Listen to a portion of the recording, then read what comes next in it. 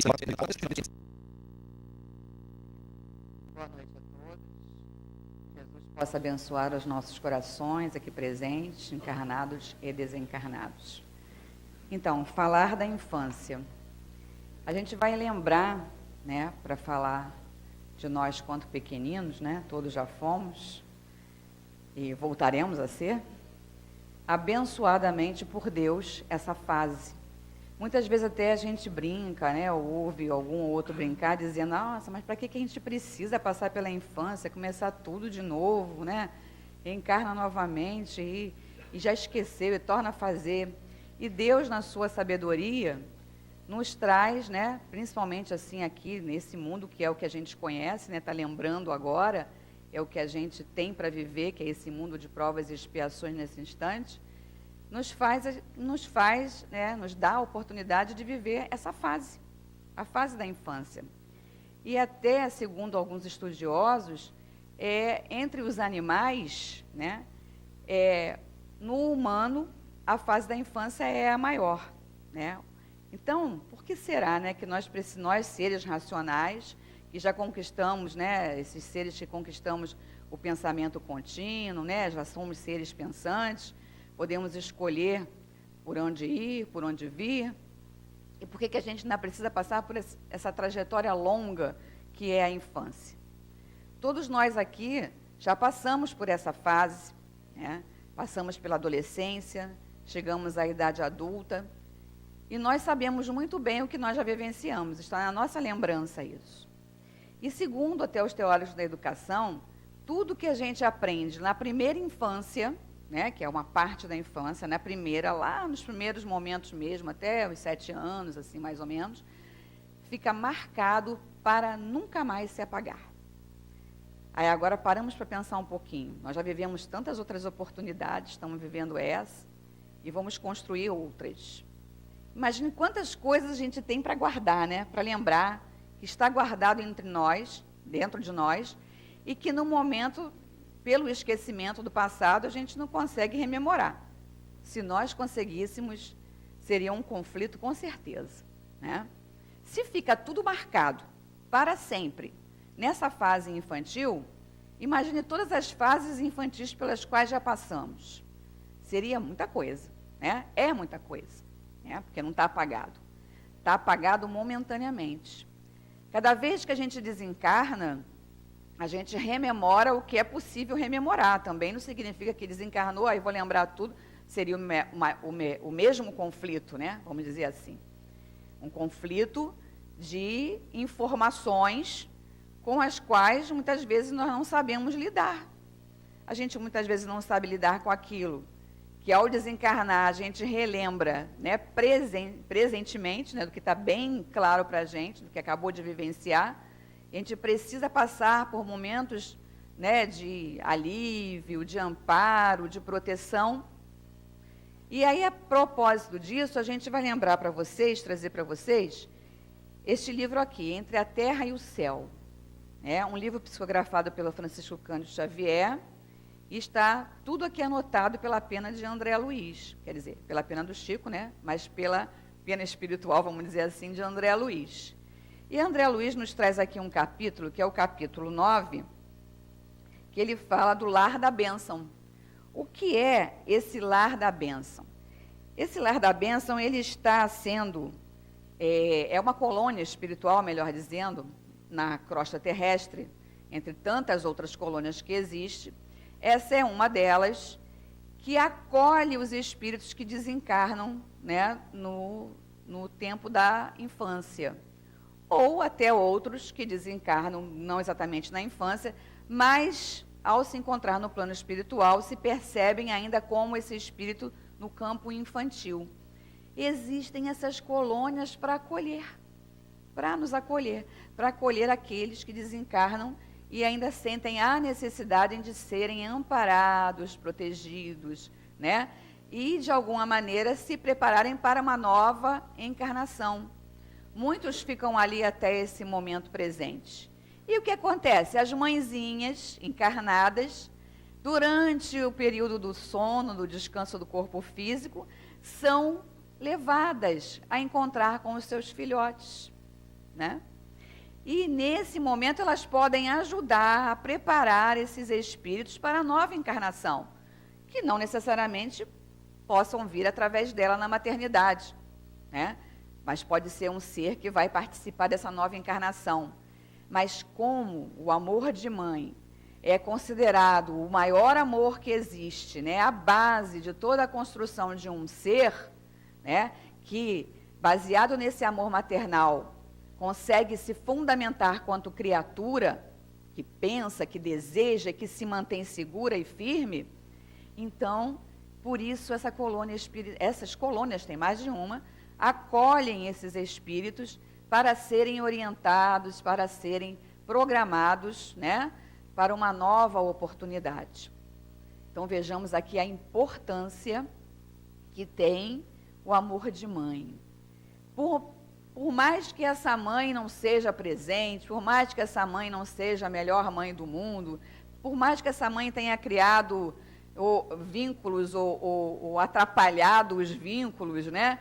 Não tenha mantido seus elos perfeitamente dentro do que se espera, enfim, uma série de sentimentos que se encontra, né, a cada esquina, mal resolvidos pela questão dessa falta desse amor, né, que muitas vezes reclama-se, não importa, ela gerou, ela deu a vida, e esse amor de mãe, mesmo que por mais camuflado que seja, ou mal interpretado pela própria criatura, né, ele será de uma grande validade pela construção e reconstrução desse novo ser. Então, nessa colônia, uma das responsáveis é Blandina, um espírito que viveu lá na época, né, do Senhor Jesus, lá dos apóstolos que continuaram a levar a Boa Nova. Ela foi assim considerada uma das primeiras evangelizadoras. Então, enquanto né, os apóstolos, né, os seguidores do Senhor Jesus levavam a Boa Nova para a população, ela levava para as crianças, para os jovens. Mais tarde, ela veio reencarnar como Meimei, né? Todos já devem ter ouvido falar. Meimei é a nossa patronessa aqui na Casa Espírita, no trabalho no setor de evangelização infantil, infanto-juvenil, porque é um espírito muito requisitado nesse campo. Inclusive, se fizer uma pesquisa, a gente vai encontrar inúmeros centros espíritas pelo mundo que oferecem em consideração, né, o nome de Meimei, né, como responsável pelo trabalho. E ela realmente está muito ligada. Então, Blandina, ela vai contar a história de Júlio, né, que é um menino que está lá sendo cuidado por ela, que desencarna pelo suicídio, né, pelo caminho do suicídio. E ele, numa encarnação anterior, havia sido envenenado, né, e ele torna, né, a viver uma nova oportunidade onde a questão do veneno está, né, sendo ainda trabalhando no seu campo, né, da fala. E nessa encarnação que ele suicida é porque ele fica sem a fala, né? Ele fica debilitado nesse campo e ele não se conforma, né? E ele então se afoga. Então ele morre asfixiado. Então ele desencarna num sofrimento atroz, né? E ele está nesse corpo infantil, ele não desencarnou na infância, né? Mas ele se encontra num plano espiritual, nesse corpo infantil, sendo atendido por Blandina, particularmente por outros espíritos, mas ela está atendendo ele pessoalmente, ministrando medicações, passes, para aliviar as suas dores que eram lancinantes. Ele, inclusive, não podia participar dos folguedos, né, que toda criança participa, ele não conseguia interagir com outras crianças no plano espiritual, porque tudo isso é preservado, né, também na espiritualidade, devido a esse quadro, né, dele muito complexo. Ele precisava ficar um tanto quanto isolado, porque ele gritava, né, e atrapalharia, né, as outras criaturas. Então, ele é cuidado, ele é tratado ali naquela ocasião, e Clarencio, né, que é o espírito responsável lá por essas informações que André Luiz está anotando, ele traz para a gente, então, uma porção de informações no sentido de explicar a situação do companheiro, para que sirva, né, de exemplos para nós outros, a compreender o amparo da espiritualidade que acontece a todos nós, espíritos, quando desencarnamos, seja lá em que condição for, embora ele esteja registrando essa condição específica. Um trechinho do que André Luiz está pesquisando lá e é informado a ele, e a Blandina diz assim para ele: o caso de Júlio não é para mim dos mais dolorosos. Tenho visitado departamentos de reajuste em que se demoram irmãos nossos arrancados à carne, violentamente, como frutos verdes da árvore em que se desenvolvem. Processos de mente enfermiça que só abençoadas estações regenerativas na carne conseguem curar. O que ela está explicando? Ele está se preparando já para uma nova encarnação, porque só assim, passando pelo corpo físico novamente, quer dizer, olha aí a oportunidade de voltar à infância, de ter o carinho, o amor maternal, né? De ter os cuidados necessários que são relevantes no tempo da infância, para que esse espírito se reajuste consigo mesmo, né? E até com os outros pares com os quais ele, né, se endividou. Mas principalmente consigo mesmo, porque ele, né, foi um delator do seu próprio, né, instrumento de vida. Ele está se preparando para uma nova encarnação. Enquanto ele não reencarnar, aquelas dores que ele sente, né, aquelas vibrações, aquelas emoções, aqueles sentimentos que estão tão presentes nele não passarão. E mais adiante, Clarencio vai explicar assim: a maioria das mães é constituída por sublime falange de almas nas mais belas experiências de amor e sacrifício, carinho e renúncia, dispostas a sofrer e a morrer pelo bem-estar dos rebentos que a providência divina lhes confiou a mãos ternas e devotadas. Contudo, há mulheres cujo coração ainda se encontra em plena sombra. Mais fêmeas que mães, jazem obcecadas pela ideia do prazer e da posse e, despreocupando-se dos filhinhos, lhe favorecem a morte. O infanticídio, inconsciente e indireto, é largamente praticado no mundo. E como o débito reclama resgate, as delongas na solução dos compromissos assumidos acarretam enormes padecimentos das criaturas que se submetem a choques biológicos da reencarnação e veem prejudicadas as suas esperanças de quitação com a lei. O que Clarencio está falando para a gente aqui? Que além da questão, né, de todo esse amor maternal, favorecer ao ser as suas possibilidades de crescimento, infelizmente há aqueles amores maternais mal configurados, mal resolvidos, né, que muitas vezes levam, né, a um desgaste do espírito ainda no campo infantil. E aí, a gente rememorando os próprios teóricos da educação, que nem são os espíritos desencarnados estão falando, os próprios encarnados que dizem: tudo que se aprende na primeira infância fica marcado para sempre. Então, aquilo que fizermos dos nossos pequeninos, eles nos devolverão. Aquilo que fizermos deles é o que eles nos cobrarão. O que deixarmos de fazer, ou o que fizermos, aí não só entra a mãe, como o pai, qualquer outro, né, para educador. Qualquer um que se propõe a ser aquele que vai orientar um ser que está sob os seus cuidados. Então é de muita responsabilidade ter-se uma criatura sob os nossos cuidados, e principalmente nessa fase inicial, todo cuidado ainda é pouco, toda atenção, né, todo o merecimento que aquela criatura tem por estar vivendo aquele momento abençoado, né, por Deus, que é Pai de todos nós, que nos oferece um ser para cuidarmos, porque sabe, né, que em nós existe o germe, que em nós existe, né, que uma fatia de nós está toda mergulhada naquela condição de oferecer o melhor. Mas aqueles outros que não estiverem empossados, né, dessa atividade, também têm a sua responsabilidade.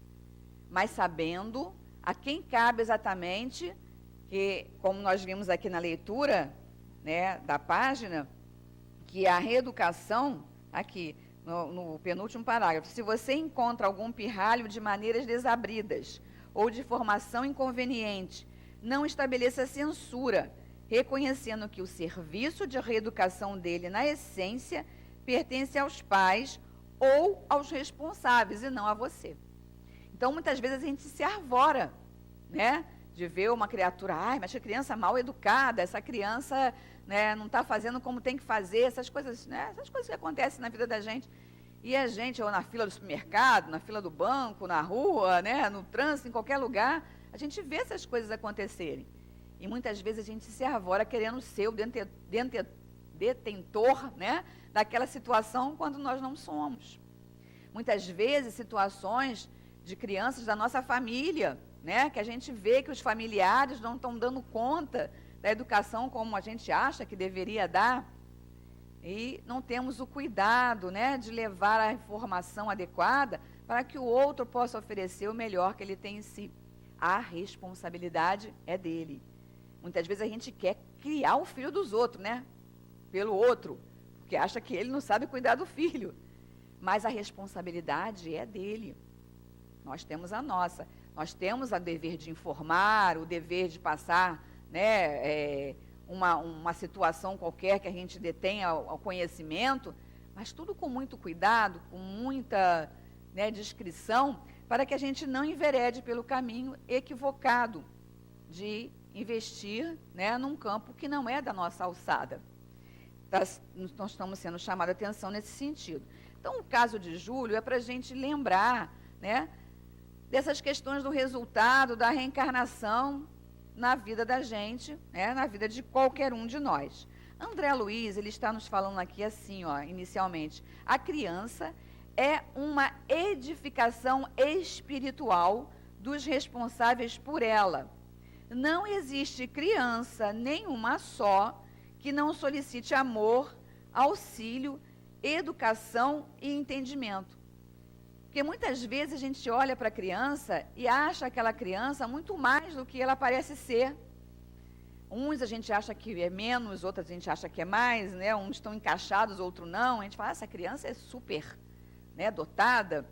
E muitas vezes a gente não sabe como lidar com essas questões, não procura compreender com aqueles que são, né, mais favorecidos pelo conhecimento para dar a informação. E, novamente, nós nos equivocamos, né? Nos equivocamos em dar a informação ou de poder realmente colaborar nesse sentido. Então, ele está falando que não existe uma só criança que não precise de apoio. Então, não tem aquela que está acontecendo muito nos dias de hoje, nos serve de alerta para todos nós, de a gente achar que as crianças estão tão sabidas, né, que chegam e pegam os aparelhos eletrônicos e dão um banho na gente, e por isso a gente achar que elas estão empoderadas de resolver a vida delas. Elas estão com um domínio aí presente que é algo superficial, é coisa material. É algo que até ela pode ter feito um aprendizado no plano espiritual para vir, né, reconhecer isso no mundo que vai oferecer a ela recursos para ela viver melhor. Mas isso não significa que ela não precise de auxílio. Isso não significa que ela não precise de orientação, que ela precise de comando, que ela precise de limites, que ela precise de uma série de cuidados que só aqueles que se responsabilizaram perante Deus, né, acima de tudo, não só com Deus, né, mas acima de tudo a Deus, para levar adiante quanto ser pensante que ela já conquistou também ser. Ela está em parâmetro conosco. Com ela aprendemos. Quantos aqui, estou vendo vários aqui que trabalham com a educação, ou trabalharam, né? Quem trabalhou nunca mais deixa de trabalhar, né? Está aí na vibe, né? Como dizem os jovens, sabe muito bem o que é, né, vivenciar essas questões com a criança. Por quê? Porque ela nos traz informações riquíssimas, que a gente olha e diz assim, acabei de sair daqui e eu pensei que eu ia ensinar e eu aprendi. Foi um somatório. Eu levei a minha informação, ela trouxe a dela e ali a gente construiu, se nós estivermos atentos para isso, né? Não colocarmos à frente o nosso orgulho, a nossa vaidade, o nosso conhecimento, né? Achando que detém todo o evangelho. E aquele espírito, só porque ele está num estado, né, aparentemente submetido, né, porque está, né, está no campo infantil, o conhecimento dele é plástico, né, está ainda, né, em desenvolvimento, o seu pensamento ainda, né, está numa condição, né, de se elastizar, vamos dizer assim, né? Você pode puxar que nem um elástico e ver as possibilidades dele ali. Em muitos outros vamos encontrar inúmeras dificuldades para o básico, o mínimo de conhecimento, né? Isso é uma realidade nos dias de hoje. Digam aí, os consultórios psicológicos, né?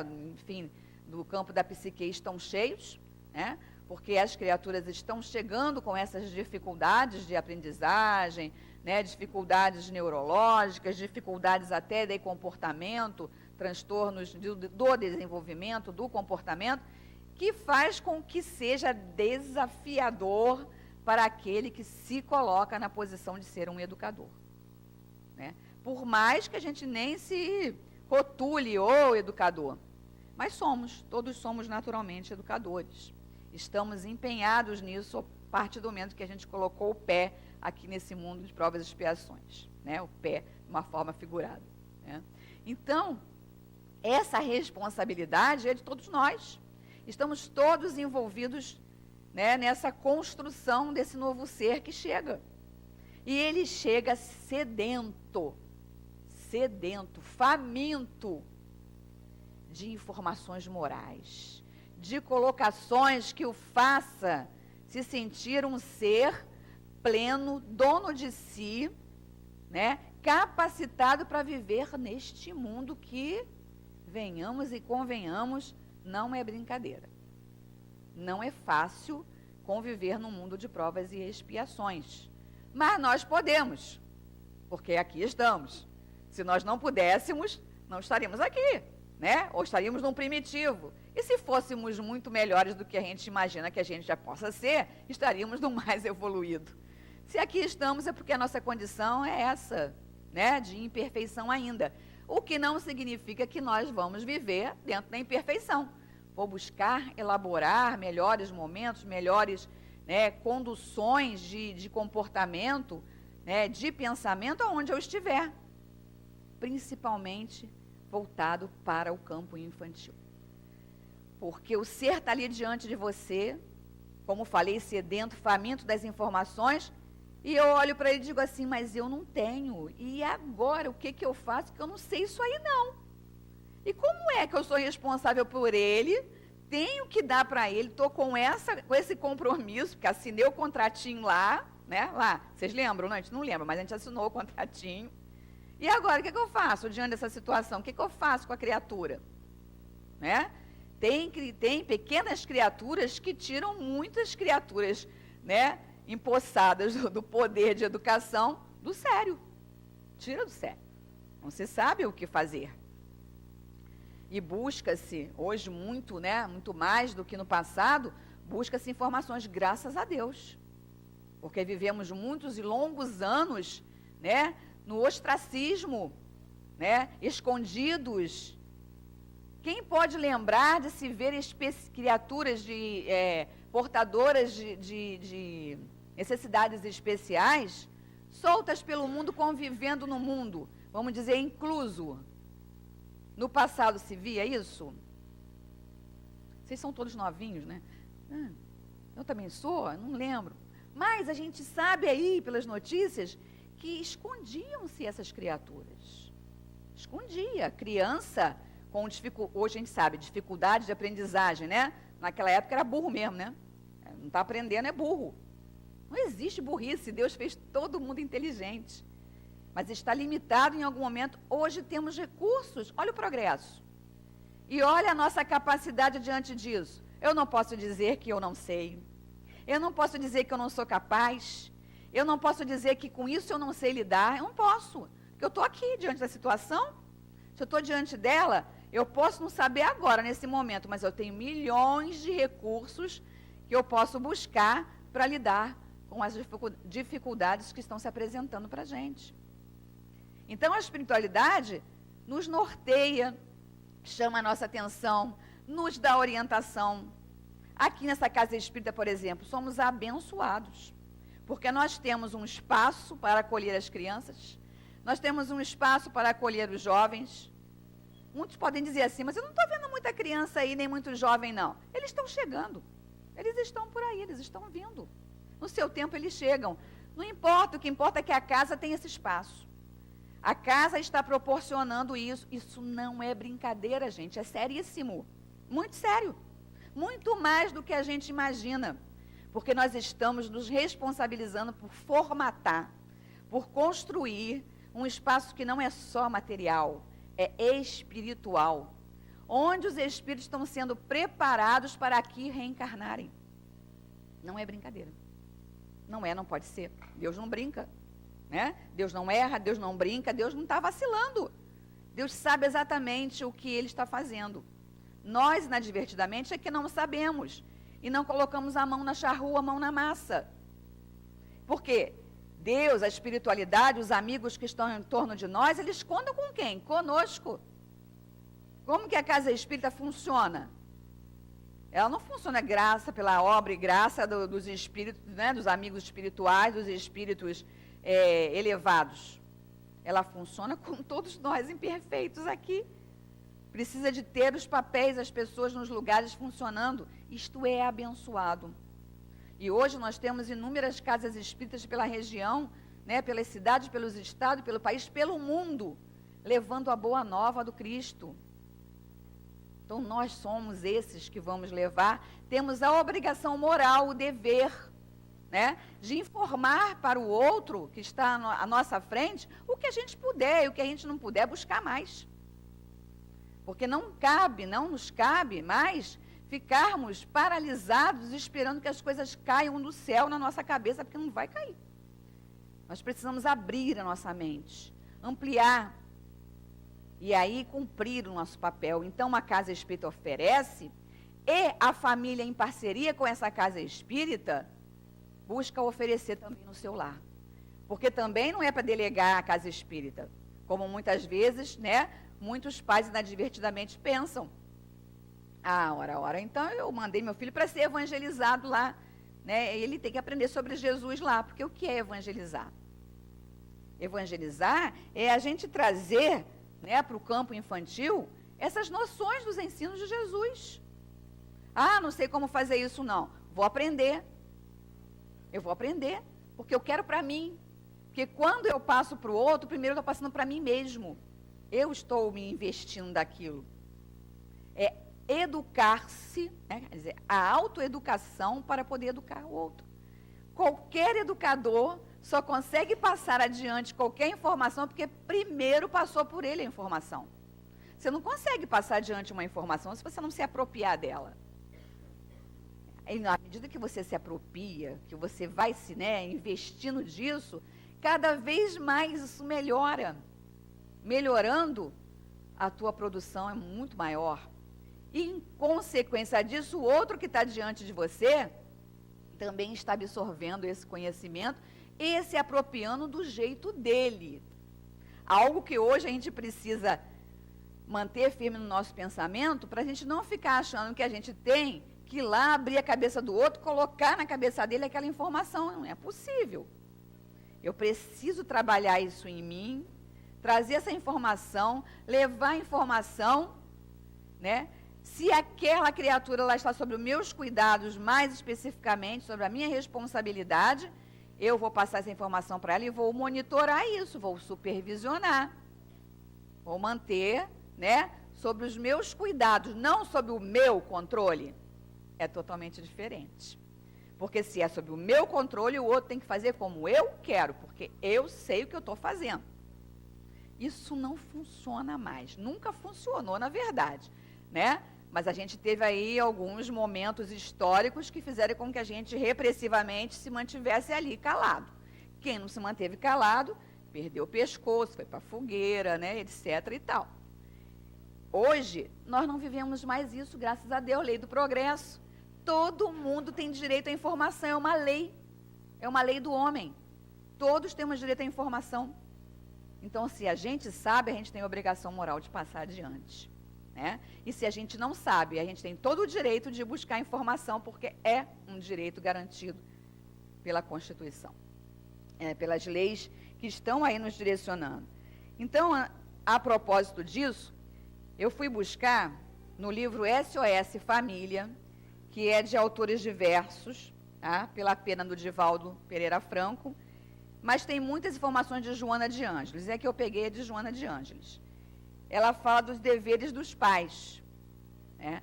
Então, ela diz assim: por impositivo da sabedoria divina, no homem a infância demora maior período do que em outro animal qualquer, como eu falei lá no início.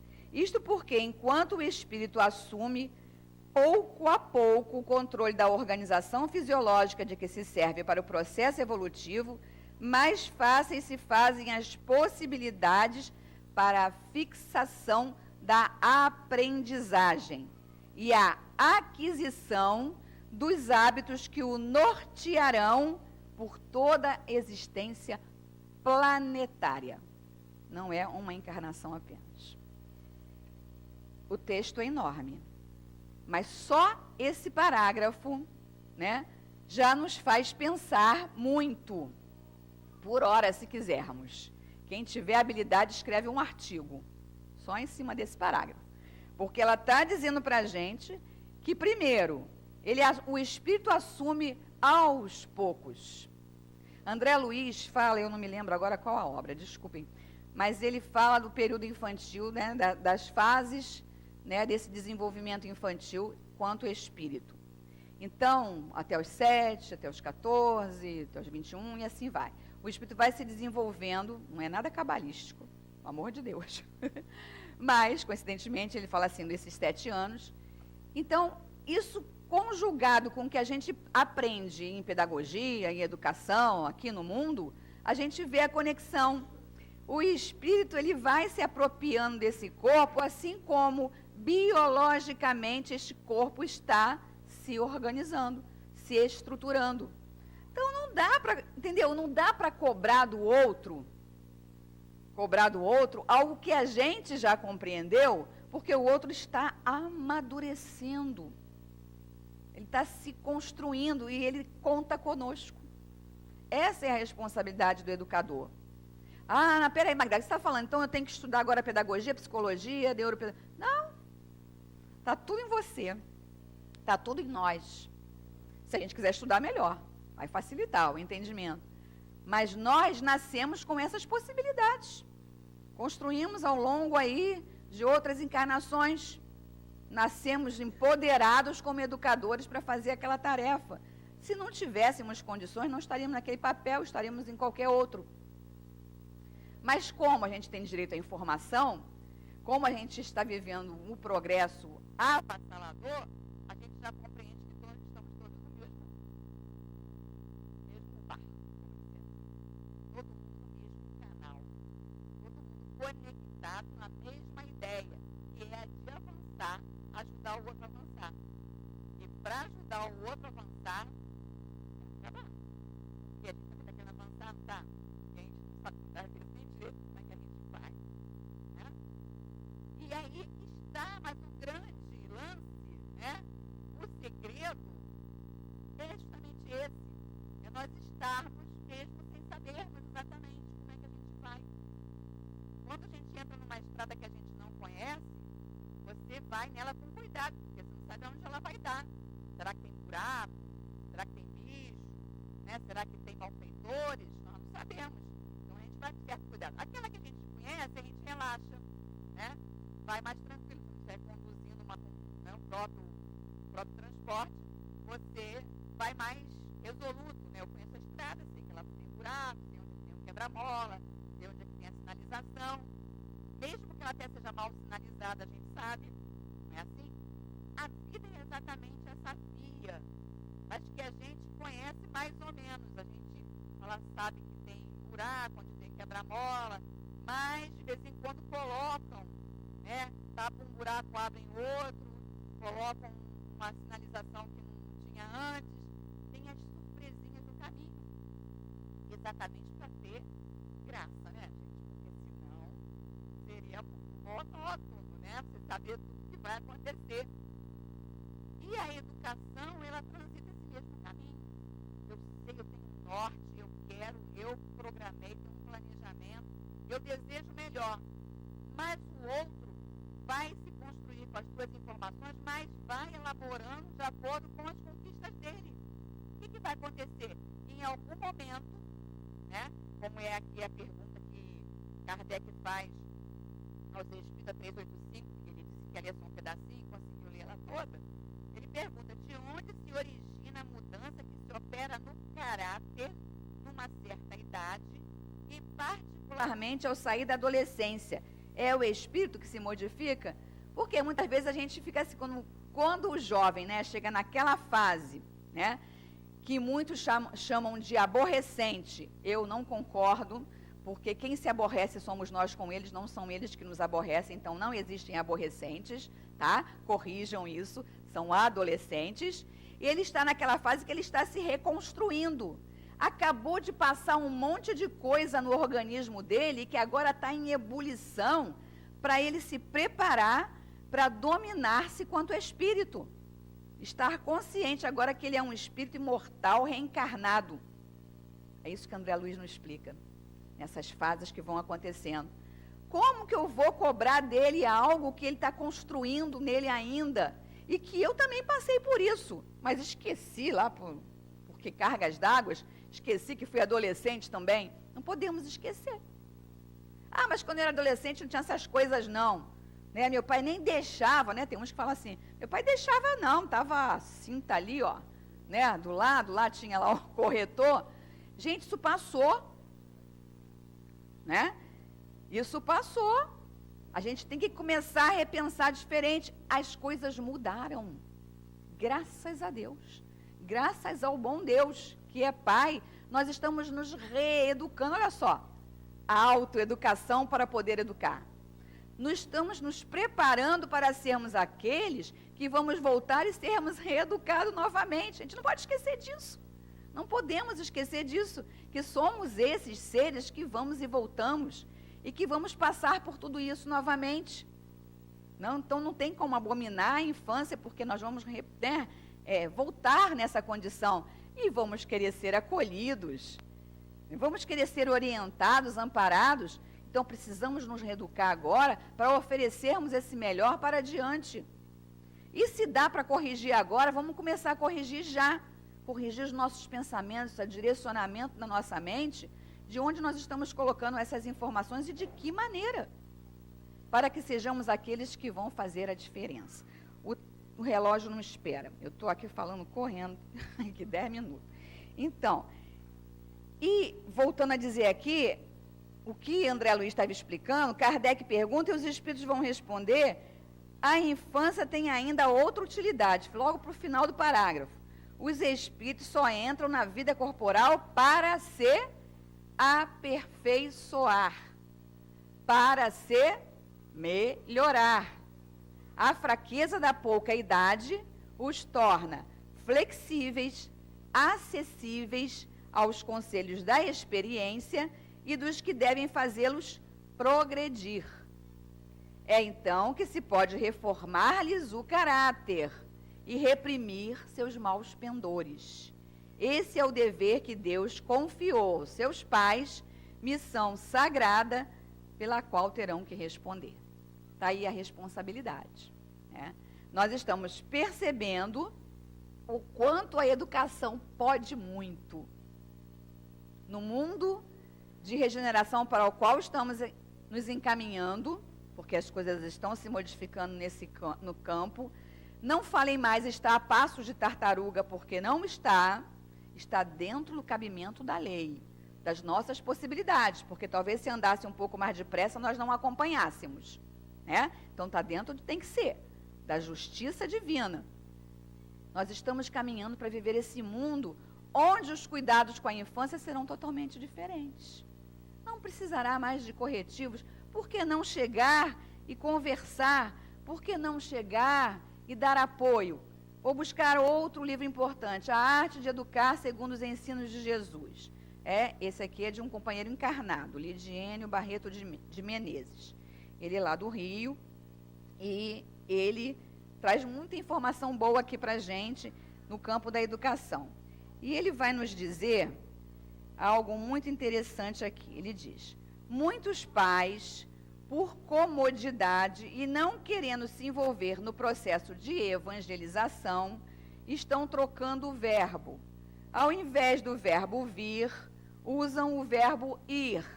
Ou seja, falam para o filho: hoje você vai ao templo, igreja, ou centro espírita. Ora, se no convite ou ordem, o que é pior, é utilizado o verbo ir e no singular, significa que o filho vai e ele não. Por isso, cada religião deve oferecer concomitante a evangelização das crianças, atividades ou grupos de pais, para que eles também sejam evangelizados, para que os pais possam dizer: hoje você vem comigo à evangelização, e só faltarem a esse compromisso em casos extremos. E muitas vezes a gente delega isso simplesmente à casa espírita. Não, ele vai lá, a casa espírita ensina a ele. Eu tenho que fazer nada aqui em casa eu já dei educação. Se eu não faço um culto do evangelho do lar em casa e ensino a ele sobre Jesus, quem ensina a ele sobre Jesus, sobre Deus primeiro, é em casa, é no lar. A evangelização infanto-juvenil na casa espírita, na igreja, seja lá onde, no templo que for, é complementar. Né? É um espaço determinado para ele, mas ele vai lá 1 horinha e as outras 23 horas. Com quem ele está? No mundo, de provas e expiações. Se ele não tiver apoio, se ele não tiver amparo, se ele não tiver orientação, se ele não tiver informação, 23 horas vai valer muito mais do que 1 horinha. Pode ser de qualidade, que seja, que façamos com qualidade a nossa horinha. Mas essa horinha, ela vai ficar bastante comprometida se o lar não fizer a sua parte também. É preciso falar de Deus, é preciso orientar. Esse mesmo companheiro, ele é professor, né? Então, cheio de didática. E aí, ele nos ensina, ele nem é dele, ele pega isso de um outro autor, que o autor como é que se diz? É anônimo, né? E ele diz assim, é baseado no seguinte texto, de um autor desconhecido: se eu fosse criar meu filho de novo, depois você criou, aí você olha tudo lá, ai meu Deus, errei, ai não devia ter feito assim, ai não devia ter feito frito, nada de culpas, que culpas ingessa, não resolve nada, já passou, vamos embora aprender para a próxima encarnação e vamos consertar agora aqui ainda.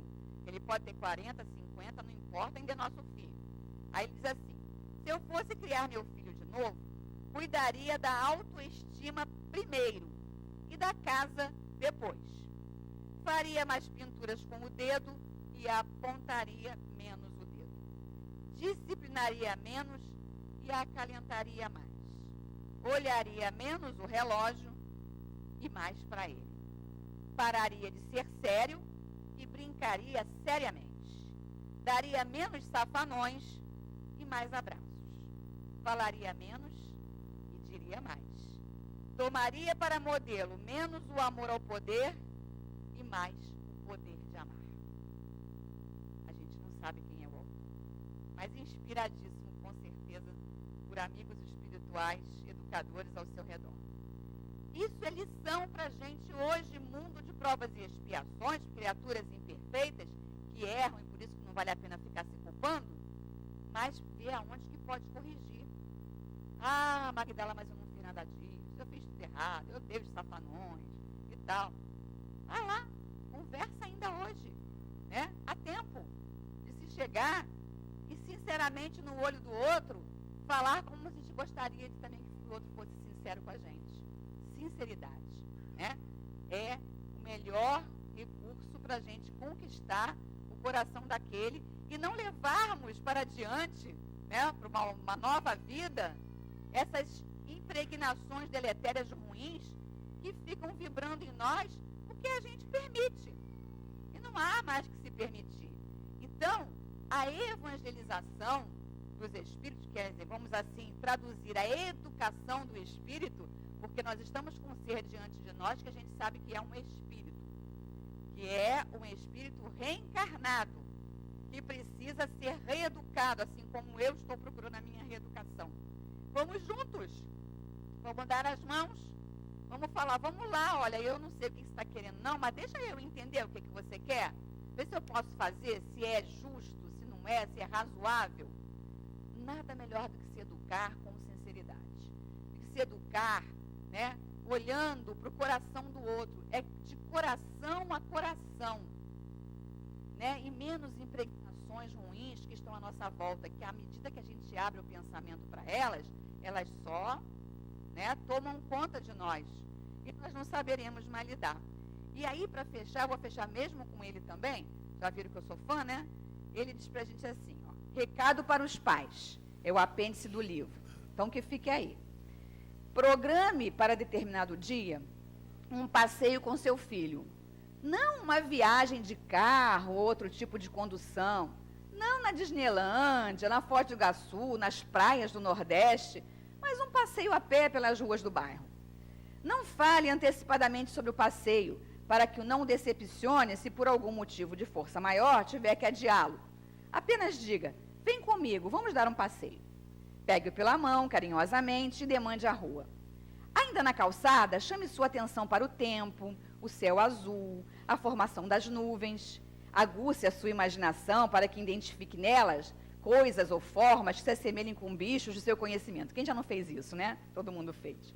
Não canceles o passeio se estiver chovendo, desde que a chuva não seja muito forte. Aguarde o momento oportuno. Se necessário, diminua o percurso imaginado inicialmente para não colocar em risco a sua saúde. Aproveite a instabilidade do tempo para falar da importância da chuva como bênção divina. Mostre como as plantas ficam viçosas e bonitas. Pergunte se elas não parecem que estão rindo de alegria. Conte histórias enquanto caminham. Faça-o rir. Ria com ele. Dê pequenas corridas, ora deixando que ele ultrapasse. Chame-o de campeão. Mostre os pássaros em sua variedade. Se souber, dê seus nomes. Fale alguma coisa sobre eles. Mostre também as flores. Cumprimente sorrindo as pessoas conhecidas ou não, ensinando a fazer o mesmo. Aproveite cada minuto deste passeio para falar de Deus. E só dê destaque para as coisas bonitas e positivas, para que quando ele for adulto, tenha gratas lembranças desses momentos. Muito mais do que você se endividasse presenteando com viagens aos locais acima mencionados. Não que estes não sejam importantes, desde que estejam dentro de suas posses e viajando em família, e não sob a guarda de um agente de turismo.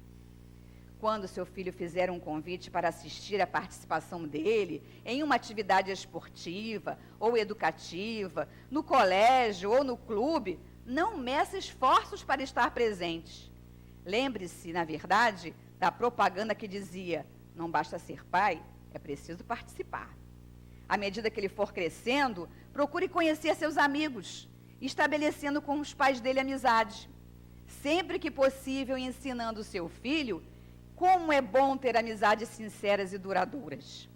Seja um bom pai, mas, acima de tudo, um excelente amigo, e estará conquistando seu filho para sempre. Que Jesus abençoe nossos corações.